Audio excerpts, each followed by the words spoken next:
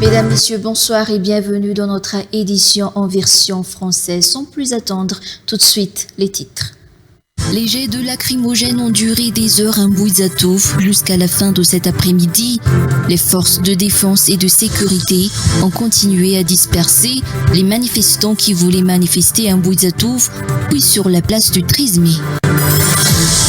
Les bombes lacrymogènes ont de nouveau retenti ce matin à Antananj lors du mouvement de contestation contre les délestages.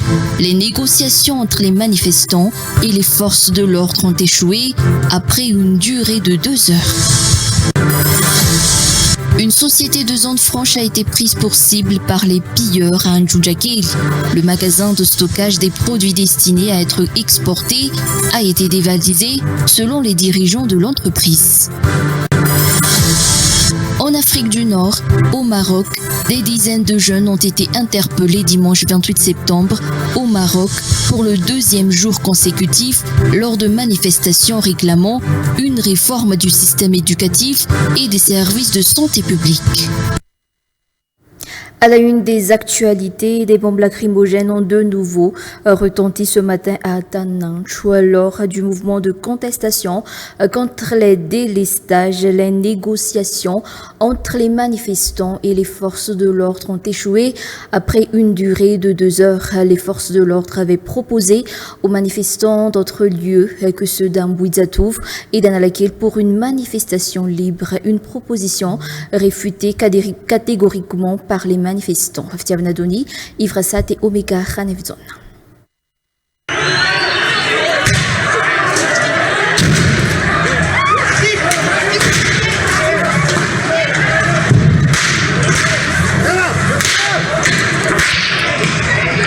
Vers 13h50, les bombes lacrymogènes ont détonné à Antananj au niveau du carrefour vers Faravouj et à proximité de la station-service Chovena.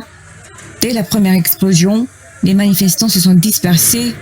La majorité s'est précipitée en gravissant la route pavée menant vers Faravouj. Pour revenir sur le déroulé des faits, à partir de midi, les manifestants ont commencé à se rassembler petit à petit à Antananj. Les forces de l'ordre ont été également sur place. Progressivement, les manifestants se sont rassemblés sur place. Certains descendaient de Faravouj, d'autres arrivaient d'Antananj. Ceux venant de Faravouj ont attendu au niveau de la route pavée, tandis que ceux d'Antananj ont commencé à entamer les discussions avec les forces de l'ordre. Parmi les personnes aperçues sur les lieux figuraient des artistes tels que Bolo. Les discussions ont porté sur la libre circulation des manifestants qui veulent rejoindre Mbouizatouf. Ils ont également demandé aux forces de l'ordre de laisser leurs camarades rester à Faravouj, la rejoindre.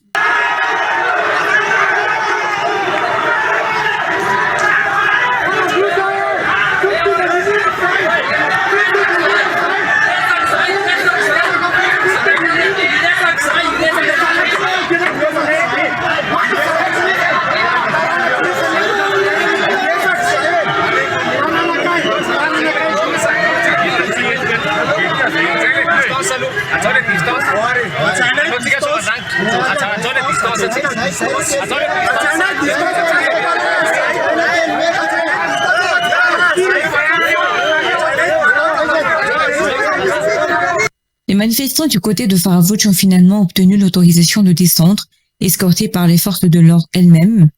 Les manifestants ont même exprimé leur joie et pour la première fois, ils ont même remercié les forces de l'ordre.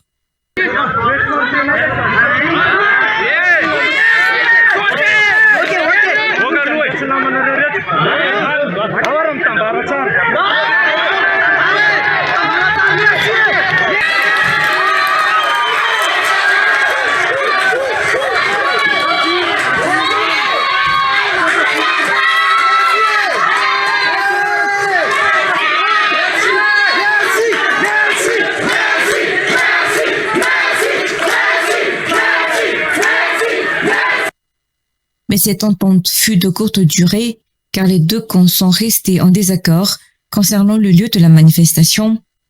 Refusant catégoriquement qu'elle soit tenue à Bouzatouf, les forces de l'ordre ont proposé d'autres sites comme le Stade Maki.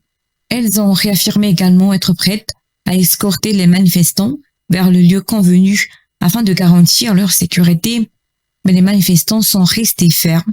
La manifestation doit se tenir soit à Bouzatouf, soit à Nanakil, devant l'hôtel de ville.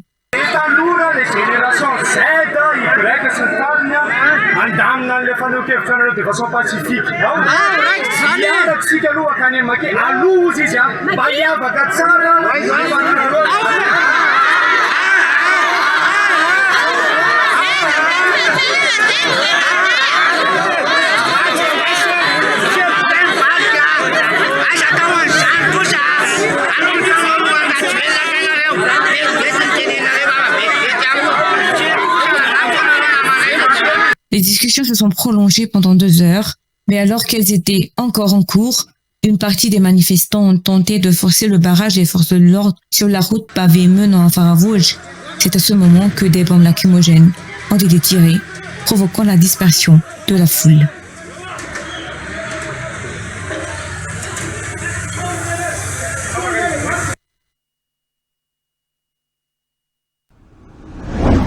Toujours dans le cadre de cette manifestation, les jets de lacrymogènes ont duré des heures à Bouzatouf jusqu'à la fin de cet après-midi. Les forces de défense et de sécurité ont continué à disperser les manifestants qui voulaient manifester à Bouzatouf, puis sur la place du 13 mai. La FDS avait pourtant autorisé les manifestants venus de la RNA, dont ceux d'Imertiatousk de Voudvourne et d'Anous B, à aller à Bouzatouf après des pourparlers à Anous. Les forces de l'ordre avaient même escorté les manifestants aux alentours d'Anous avant que le premier jet de lacrymogène ait eu lieu vers 15h50 pour disperser les manifestants qui tentaient de descendre vers la place du 13 mai. Les manifestants issus de l'axe de la RNA étaient arrivés à Anous vers 14h50. Venant d'Anous B, ces manifestants avaient brandi un drapeau malagasy. Un barrage a été érigé par les forces de l'ordre. Les premiers pourparlers ont eu lieu avec leurs représentants. Il a été décidé qu'aucune décision ne sera prise tant que le représentant d'Imertiatousk et ceux des étudiants de Voudvourne ne soient arrivés.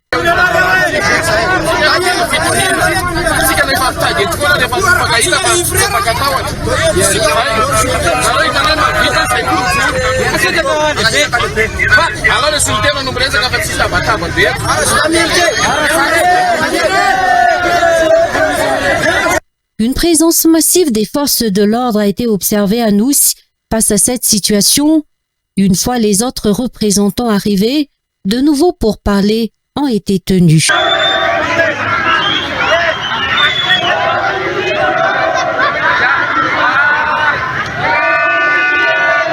Entre-temps, des manifestants sont arrivés à Anous, venant de Mamasne et d'Analakel.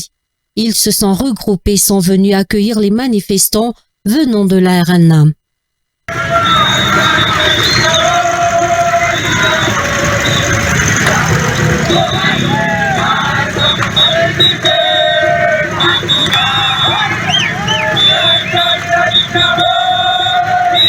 Les manifestants ont eu libre accès à la place d'Bouzatouf après les pourparlers avec les forces de l'ordre. Ces derniers les ont escortés jusqu'à Anous pour qu'ils accèdent à la place d'Bouzatouf.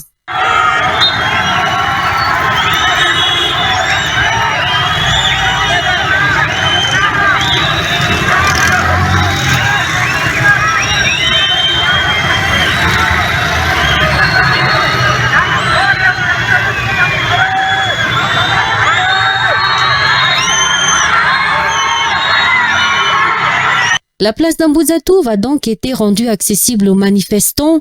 Ceux d'Atananj étaient également descendus à Bouzatouf. Des cris de victoire ont retenti à Bouzatouf.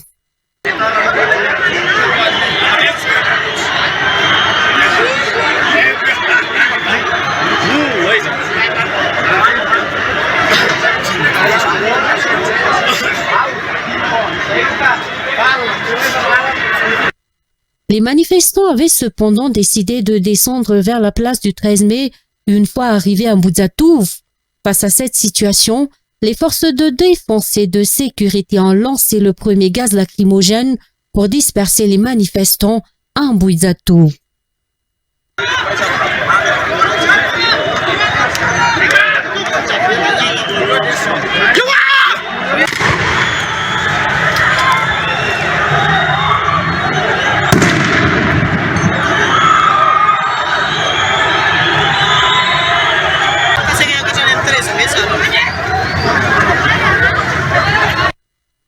Les manifestants ont résisté aux forces de l'ordre et sont restés aux alentours d'Mbudzatouf. La dispersion des manifestants a duré des heures. Les tirs de gaz lacrymogène se sont succédés.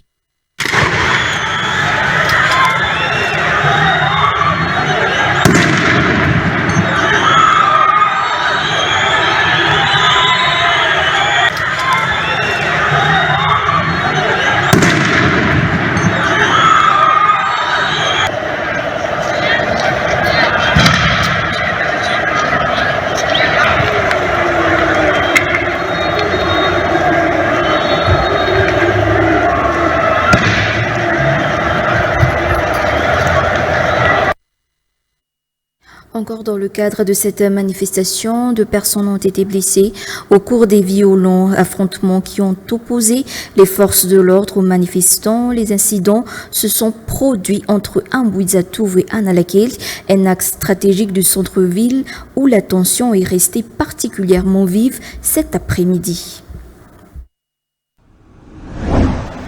Le syndicat du personnel de l'administration pénitentiaire accorde 72 heures aux responsables concernés à répondre leurs diverses revendications restées sans suite jusqu'à aujourd'hui. Et ils retrouvent notamment la demande de libération immédiate de leurs collègues retenus derrière les barreaux pour faute professionnelle. Figure également dans les revendications l'attribution d'un secrétariat d'État chargé de l'administration pénitentiaire. Des mesures fermes seront prises par le syndicat si ces revendications ne sont pas satisfaites dans le délai imparti. Selon les précisions, ces derniers réaffirment par ailleurs leur soutien au mouvement anti-délestage. Reportage de Elisa Herman et Eric Ranefson. Les agents pénitentiaires ont élevé la voix aujourd'hui face à l'absence de réponse concernant leurs nombreuses revendications. Le syndicat des agents pénitentiaires dénonce une marginalisation persistante de leur corps de métier par les différents régimes successifs. Nombreuses, les revendications portées par le syndicat sont toujours restées sans réponse, notamment celles relatives à l'attribution d'un secrétariat d'État chargé de l'administration pénitentiaire et qui est adressé au futur gouvernement. Le syndicat des agents pénitentiaires conteste également la marginalisation dont ils sont victimes, ainsi que les ingérences dans l'exercice de leur activité professionnelle. Les membres du syndicat revendiquent surtout la libération immédiate de leurs collègues, incarcérés pour des raisons professionnelles. Le syndicat accorde un délai de 72 heures aux autorités pour répondre à ces revendications, selon leur déclaration ce jour. Des mesures sévères seront prises si aucune réponse n'est donnée après ce délai. Le syndicat a également affirmé aujourd'hui qu'il soutient le mouvement de lutte citoyenne actuellement en cours dans le pays. Une société zone franche a été prise pour cible à Ndjoujakil. Plus rien ne reste des stocks à exporter selon les dirigeants de l'entreprise. Les pillards ont emporté toutes les marchandises qui devaient être expédiées et ont également endommagé l'entreprise selon la directrice. Le pillage était prémédité, a-t-elle ajouté, car de l'essence a été trouvée sur les lieux et l'entreprise était sur le point d'être incendiée. Malgré les dégâts, les salaires des employés seront payés, a ajouté la directrice de cette entreprise située à Ndjoujakil. Lundi 29 septembre, vers 1h du matin, cette entreprise franche a été cambriolée, victime de vandalisme. Selon les agents de sécurité en service pendant le pillage, des dizaines de braqueurs armés sont arrivés sur place. Jeudi 25 septembre, ils avaient déjà été menacés, un agent de sécurité ayant même reçu des coups selon son récit. Le cambriolage était bien planifié et prémédité. Selon le propriétaire de l'entreprise franche, car de l'essence qui aurait pu servir à incendier l'entreprise a été trouvée sur les lieux. Tous les biens de l'entreprise, y compris le coffre-fort qui contenait environ 60 millions d'ariars, ont été volés lors du pillage. Malgré les dégâts, la direction de cette entreprise franche, Sis Indoujakil, va payer ses employés afin d'éviter les rumeurs de non-paiement de leur salaire. La direction de cette entreprise réitère son appel à l'aide à l'État. Avec 200 employés qui y travaillent, cette société exporte des vêtements et des articles d'habillement à l'étranger. Passons maintenant aux actualités internationales. Des dizaines de jeunes ont été interpellés dimanche 28 septembre au Maroc pour le deuxième jour consécutif lors de manifestations réclamant une réforme du système éducatif et des services de santé publique. Un reportage de France 24. L'un après l'autre, ces jeunes Marocains sont arrêtés par les forces de l'ordre. Dans ce pays où les manifestations sont pourtant rares, plusieurs rassemblements se sont tenus ce week-end à Rabat, Marrakech ou Casablanca. Malgré leur action pacifiste, l'Association marocaine des droits humains a enregistré plus de 140 arrestations pour la seule journée de samedi et une centaine ce dimanche. Il y a eu une violence systématique contre un groupe de jeunes qui manifestaient pacifiquement. Cependant, la machine sécuritaire a répondu violemment et il y a eu de nombreuses arrestations. Nous avons dénoncé ces arrestations et estimé qu'il était inacceptable d'adopter une approche sécuritaire face aux revendications sociales d'un groupe de jeunes.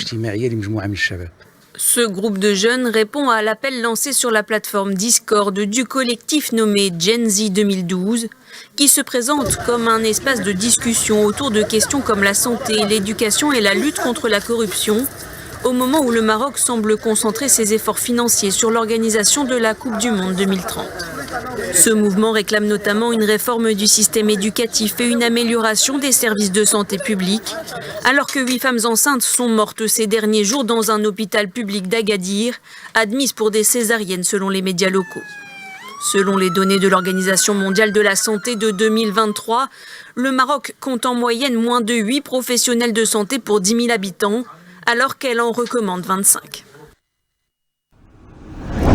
Et voilà, c'est la fin de notre édition en version française. Rendez-vous à 19h30 pour la version malagasy. À tout de suite.